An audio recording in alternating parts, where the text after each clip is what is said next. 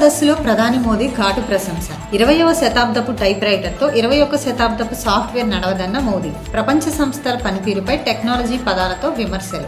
ఐరాస భద్రతా మండలిలో వెంటనే సంస్కరణలు చేపట్టాలని డిమాండ్. ఆత్మకూరు నియోజకవర్గంలో మంత్రి ఆనం రామనారాయణ రెడ్డి పర్యటన. సుపరిపాలనలో తొలి అడుగు పేరుతో ఇంటింటికి వెళ్లి ప్రజలతో మమేకం. అన్నదాత సుఖీభవ, ఉచిత బస్సు, ఆడబిడ్డ నిధి హామీల అమలు త్వరలోనేనని వెల్లడి.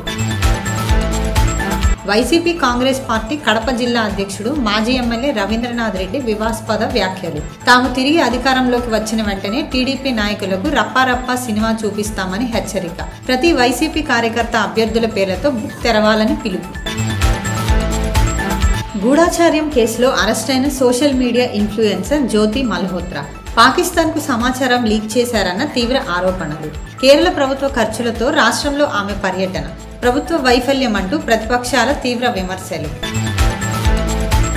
4,215 కోట్ల రూపాయల ఫాల్కన్ యాప్ స్కామ్లో కీలక arrest. Falcon group COO Aryan Singh ను పట్టుకున్న తెలంగాణ సిఐడి. పంజాబ్లోని బటిండాలో నిందితుడిని అదుపులోకి తీసుకున్న పోలీసులు. ఫేక్ యాప్ ద్వారా అధిక వడ్డీ ఆశ చూపి భారీ మోసం. బీహార్ బీజేపీ నేత గోపాల్ ఖేమ్యా హత్య కేసులో నాటకీయ పరిణామం. మృతుడి అంత్యక్రియలకు హాజరైన నిందితుడిని అరెస్టు చేసిన పోలీసులు. సీసీటీవీ ఫుటేజ్ ఆధారంగా నిందితుడు రోషన్ కుమార్ ను గుర్తించిన వైనం.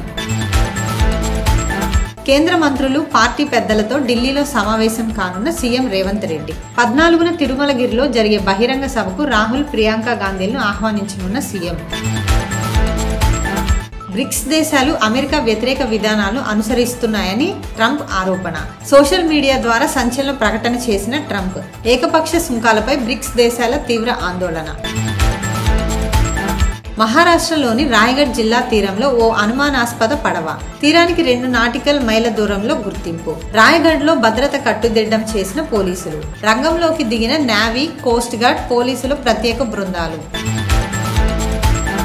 ఓ రియల్ ఎస్టేట్ సంస్థ మోసం కేసులో నటుడు మహేష్ బాబుకు నోటీసులు. రంగారెడ్డి జిల్లా వినియోగదారుల కమిషన్ జారీ చేసిన ఆదేశాలు. సాయి సూర్య డెవలపర్స్ సంస్థ, దాని యజమానితో పాటు మహేష్ ను ప్రతివాదిగా చేర్చిన బాధితులు. మహేష్ ఫోటోతో ఉన్న బ్రోచర్ చూసి మోసపోయామని ఫిర్యాదులో వెల్లడి. సోమవారం విచారణకు హాజరు కావాలని ముగ్గురికి కమిషన్ ఆదేశం.